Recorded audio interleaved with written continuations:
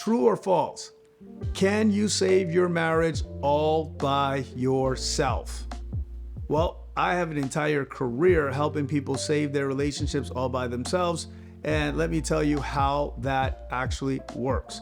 So one of the biggest things that we hear all the time is another myth. It's called takes two to tango, right? Relationships are a two-way street. Oh, relationships are a 50-50 proposition. Oh my gosh. What if relationships aren't a 50-50 proposition, right? So those are the things that come up for people, and we believe that relationships take two people to work. Well, eventually, yes, it will, but in the beginning, it can just be you. Can you save your relationship by yourself? Absolutely and unequivocally, yes, you can. So let's talk about exactly what you have to do. There are actual steps that you can take that will help you to save your relationship. Let's start with number one. Number one, you have to discover exactly what it is that created the upset in the relationship. So before I go into that, here's what you want to understand. This is a basic relationship principle, and this is what works, makes the whole thing works, is that we move away from whatever triggers stress, we move toward whatever triggers happy hormones, period.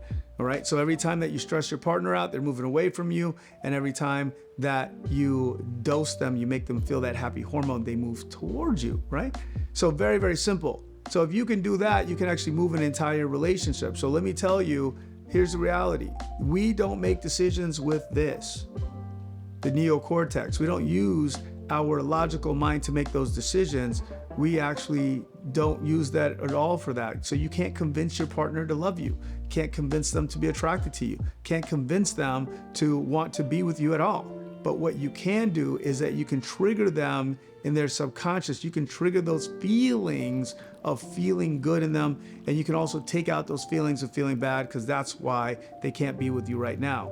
I remember the day that my wife said, even if I wanted to, I could never feel the same way about you again.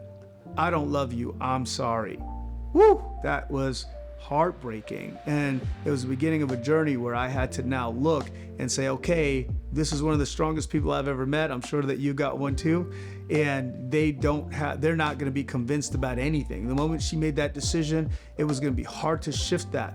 Well, then how could I turn that relationship around? How could I make it work again? Well, thank God I had this work, and that was what I began to use to begin to trigger her happy hormone and have her want to be with me again. So how did I do that? I'm going to give you some steps right now. This is something that you're going to definitely want to listen to. Step one is that I had to figure out what were the things that actually pushed her away from me in the first place that I was doing. I had to take those things out. So I had to discover what is it that I was doing actively that were pushing her away. Now, if you have issues in your relationship, you're probably doing something actively that is pushing your partner away. And it doesn't matter how many nice gifts you do, or how many things you give, how many nice gifts you give, or how many acts of kindness that you do, or how many times you apologize or anything else. It won't make a difference, because you're still doing those actions that are pushing them away, or they still have in mind that you are that kind of person who does those actions that push them away. So you got to figure out what those actions are specifically, and you've got to take them out. Okay, that's the number one thing that you have to do. There's a lot more to that I could talk about. But that's why we have a course, because that would take all day long. What you want to know is, though, find those things and take them out. Otherwise, you're just continually pushing them away, and you don't even know what you're doing to do that.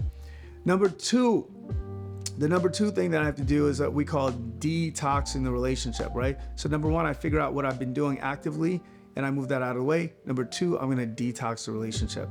That means I'm now going to take responsibility. There are things I can see about my relationship that I have been doing that don't work. Well, the very first thing, you can just totally just let them see that you see those things and you want to move them out of the way inside of the relationship. It'll be one of the best things you can do. You can also use active listening, which is a powerful tool. Okay, and we have some powerful tools here in our organization that we use to push them out. But just for the sake of this video and for the time that we have, just use active listening, get their point of view, really understand what they're saying about the things you've done, and that will literally begin to detox the relationship. That's a very simple way that you could begin to detox the relationship, right? But you got to play defense more than offense inside of this, because you have to understand, you can't put you can't do nice things. You can't buy them flowers. You can't do any of those things. You can't try to take them on a vacation. I see people do that all the time. Oh, let's go on a vacation. Yeah, but you got so much crap that's still in the relationship. You got to move that out, bro. It's not going to work, right? So you got to take that out 100% first before you can begin to trigger that dose, those happy feelings in your partner. So do those two things first. Discover what you did that didn't work. Number two, you got to now detox and get responsible for things that you've done in the past. Now, number three, once we've done that, you've done that very, very well, then now you can now go into number three, which is you begin to dose the relationship. So you want to figure out, okay, what is it that I'm going to do things that I know that will make them feel good, right? So the things that make your partner feel good. Some of your partners, they really like a really good meal, right? That's why going out to dinner and date nights like that, now that stuff can begin to work. Once you've taken out the toxicity of the relationship, you can now dose the relationship, right? So we're going to dose the relationship, begin to do those nice things now, but not just nice things, guys. It's got to be like specifically what's going to trigger their happy hormone, right? So, maybe they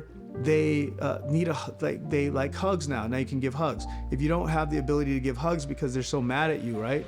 Then you can also be support. That's a very big way to trigger a lot of oxytocin.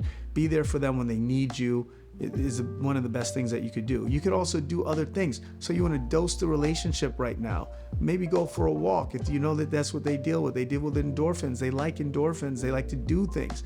Well, do those things with them. So you begin to dose the relationship and trigger that happy hormone. Okay? And the last thing that you're going to do now is you got to begin to trigger attraction again. All right? So let's talk about triggering attraction. Triggering attraction comes down to demonstrations of higher value. Okay, so there's a lot of things we could talk about, but we're going to talk about demonstrations of higher value if you want to bring attraction back. And there are a lot of ways we could talk about that, but let's talk about demonstrations of higher value. Number one, you got to take out your demonstrations of lower value.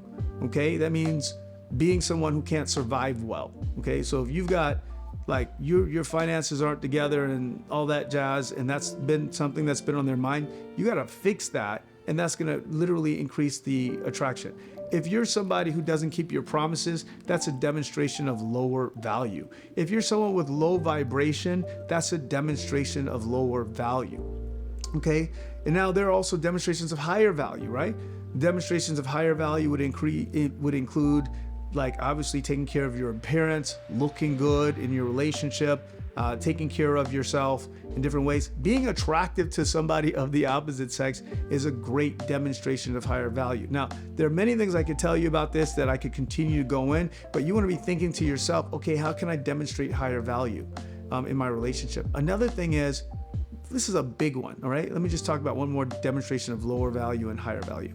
Demonstration of lower value is being clingy. It is unattractive. It is a demonstration that you can't survive on your own and that they're at a higher level inside of the dynamic of your relationship than you are. So stop doing that. You got to show yourself to be independent and be happy for them when they're around, but do not be clingy. Now, a demonstration of higher value on the other side would be being up to stuff, meaning that you're up to your own thing, you're independent, you can stand on your own, you're doing your own thing at the same time. And of course, when they're coming to you, you're now rewarding them for that with your time and with your attention. These are all very important. If you do these things, they'll find themselves naturally gravitating towards you, wanting to be with you more, and boom, shika, bam, bam.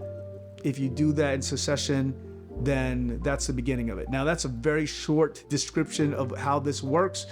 There's a lot more that I have to share with you. I hope you like this content. If you like this content, then go ahead and smash that subscribe button, hit that link, hit that like button, and of course, you can share this and just look out for more. I got more stuff coming your way. All the best. Talk to you soon.